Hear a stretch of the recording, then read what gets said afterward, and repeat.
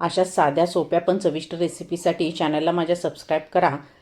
चमचमीत फ्लावरची भाजी बनवण्यासाठी एक गड्डा फ्लावर चिरून स्वच्छ धुवून घ्यायचा। कढईमध्ये 4 चमचे तेल घेऊन पाव चमचा मोहरी, पाव चमचा जिरे, 2 मध्यम आकाराचा बारीक चिरलेला कांदा घालून कांदा चांगला परतून त्यामध्ये चिरलेला फ्लावर घालून फ्लावर छान 2 ते 3 मिनिटे तेलात भाजून घ्यायचा, त्यामुळे भाजी चवीला छान लागते।